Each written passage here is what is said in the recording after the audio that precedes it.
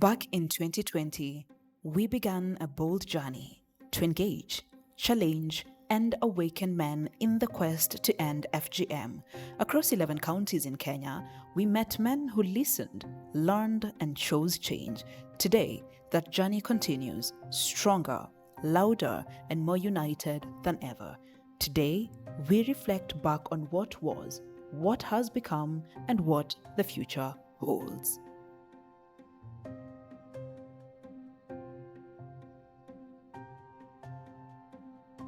On our mission to awaken fathers, brothers, and sons, from village gatherings to open dialogues, we touched hearts and opened minds. Many stood in shock, confronted by the reality of FGM.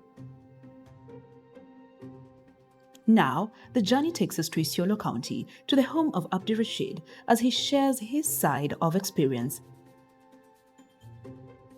Mzee Abdi, a trained male champion since 2020, welcomed us with warmth. But I'm a father to 4 girls. 3 boys, 4 girls right now. Mimi mwenyewe nimeonelea kwamba mambo ya ukeketaji haiko hata katika dini. Kwa wale wasichana ambao wamefanyiwa ukeketaji na wale ambao hawajafanyiwa, kuna tofauti kubwa sana.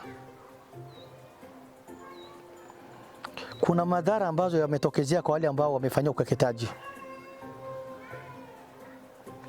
Kitu kwanza, wanakuwa na scar, alama pale, na wakati kujifungua inakuwa shida sana kwao. Lakini wale ambao hawajafanyiwa ukeketaji wako sawa. Mimi mwenyewe ningependa kuoa. Right now mimi ni polygamy, niko na wanawake 3. Nikipata yule ambao mwili yake haijaguzwa, dini yetu Islamu inaruhusu kuoa 4. Unanielewa? Kwa sababu ukioa yule ambaye amefanywa ukeketaji na yule hajafanyiwa, they are totally different. So tunafaa kuiga mfano wa wengine wale ambao wamepiga hatua. Kwanza nasema shukrani kwa Mola, to the Almighty God. Zile communities wale ambao hawajafanya, tunasema pongezi kwao. Lakini community yetu kwa miaka kadhaa tumedhulumu wasichana wetu, na Mungu atusamehe.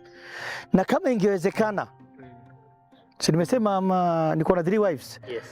Kama kungekuwa na sheria kupeleka in-laws kotini, ningepeleka those families, kwa sababu wameninyima raha na wamenyima hata msichana yao. Unanielewa? Lakini katika kimila ya Afrika na hata dini huwezi shtaki in-laws, kwa sababu it was not their wish. Yeah. Labda ni wameambiwa ni dini, wamepotezwa. Wameambiwa msichana wao ataharibika, wamepotezwa. Hayo yote tunasema no. During his recent engagement, we met a courageous survivor, a woman who bravely shares her story and those of many. Ukeketaji niko na madhara mingi sana. Nikieleza, ukipitia hiyo process, baada hata wakati unaolewa, siku ile unaolewa unapata bwana, unaingia nyumba, unapata shida kubwa sana. Ile shida ya kwanza, unataka bwana ni mapenzi. Shida ya pili, hiyo mwanaume ataingia wapi? Kwa sababu hapo umeshona imefungwa. Nani atafungua? Kwa sababu ni usiku, hakuna operation, hakuna mawaidha mengine, hakuna kitu inaweza kusaidia wewe. Unang'ang'ana, hata hiyo mwanamke keshowe hataki hata kukuona.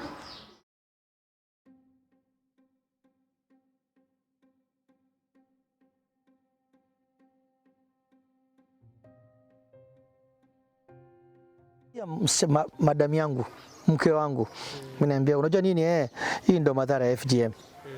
ABCD ndio hii. Mbona tutese msichana wetu? Unaelewa sasa? Mbona tutese? Si wao pia enjoy life vile wengine wana enjoy. Hakuna maandiko ya dini hapo.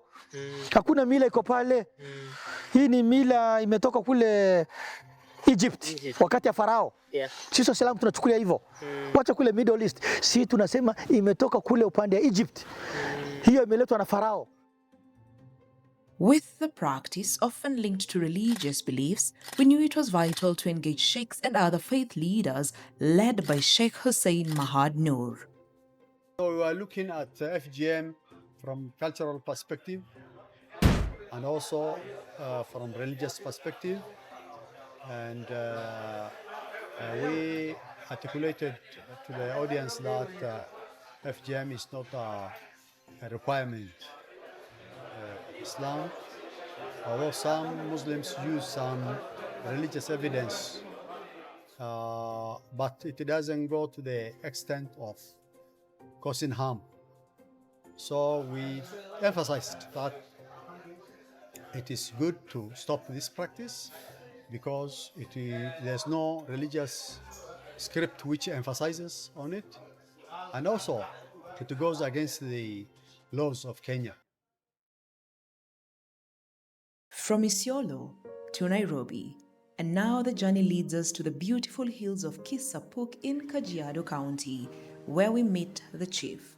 Back then, his stand against FGM was met with backlash, but his courage never wavered. I stood as a person and I decided to reject completely and also teach or else even taught my people through barazas, through such kind of sensitization. Yeah, in fact, but most of them were laughing at me, saying that we were really wondering what is the chief telling us, because now his mother has gone through such kind of a thing. His wife, yeah, he's living in a community which is practicing the same. So, in fact, they were really worried and even amazed on what I was telling them. Previously, it was when you talk about FGM, people could even leave you in your baraza. Yeah, living just a few. Yeah, especially the elderly, they will leave you in the baraza. Yeah, when you start mentioning something like FGM. Now the community changed the notion of either was seeing me as an outcast or a person who was going against the odds and the traditions. Now they decided now to, most of them even coming to my home, to my office. Yeah, they were very eager even to know what is, especially men. Yeah, because now some of them are also trained, and they were also, yeah, they have really changed.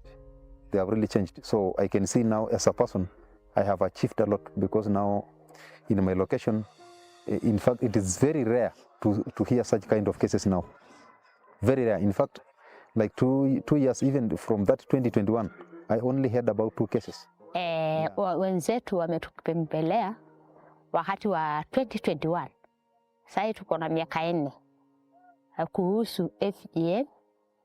Hasa wakatufunza jinsi ya kuepuka naye. Walipotufunza tulikuwa na wasichana, mimi for example Helen, nilikuwa na wasichana 7. Alafu mbeleni kabla tujafuata mafunzo tulitekecha 4. Lakini wakati wa mafunzo tukapata hao wengine sijawahi teketa tena. Wakati tulipoondoka kwa mkutano ama wenzetu wametuletea, tukaanza kuongea ama kukutana kama balozi, kukutana kama chief, kuangalia ni nini ambayo itatufanya tuwe mfano bora wa FGM. Hasa nikajitolea kwamba mimi niko na wasichana 7, lakini kuanzia leo itakuwa mfano bora, sitawahi teketa tena. Na hata nilipofanya hivyo, hata wengine ambayo wale relative ambayo wanatuzunguka, wao wakakata hiyo FGM tena, haikusikika tena, maana tulikuwa mfano bora ya FGM.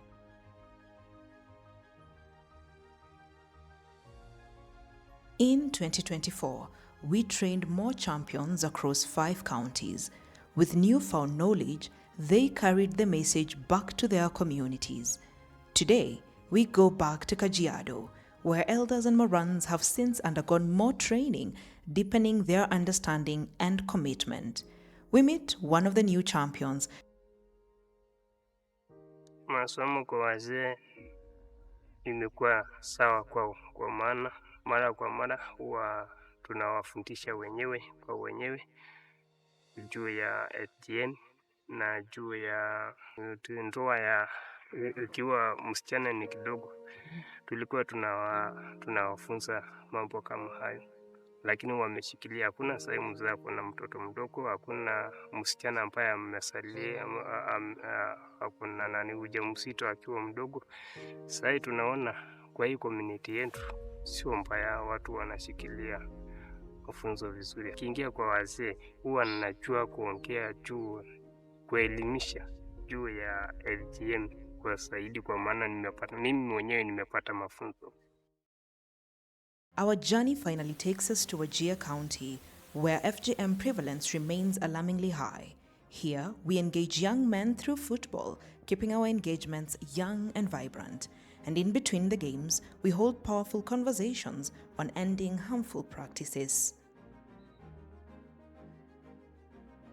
In Somali culture, men are the decision makers at house level, at any other program.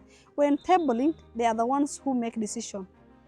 An example, I'm educated woman, a professional, also who is activist for a long time, almost 10 years. But the solution I could not even make for that 10 years, even a small percentage change. But when I, engaged males and I got this program of men movement, men and FGM program, I got actually, my heart is shining.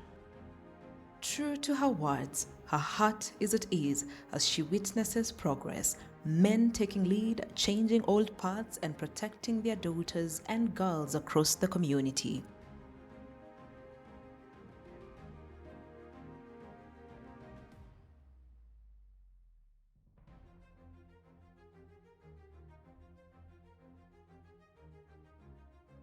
Kulaya peke yake yenyewe ni 10,000.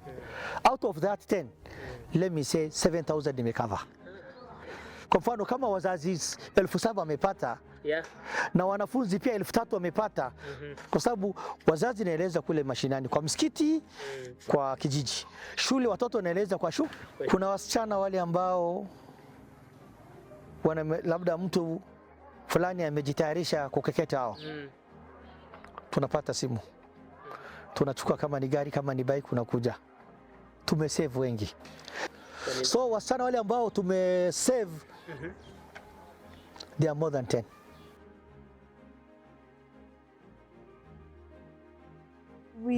I engage men and we interacted. This is way forward now. And I have the hope for the next maybe 8 years, 9 years, we'll have a big impact. She holds hope that in the next 8 to 10 years, a lasting impact will be seen. As we pause to reflect, we see how what began as an online campaign has grown into real change, transforming communities, touching hearts, and protecting women and girls, a true step to gender equality. Today, here and now, we are left to ask ourselves, what role will each of us play in shaping the future we dream of?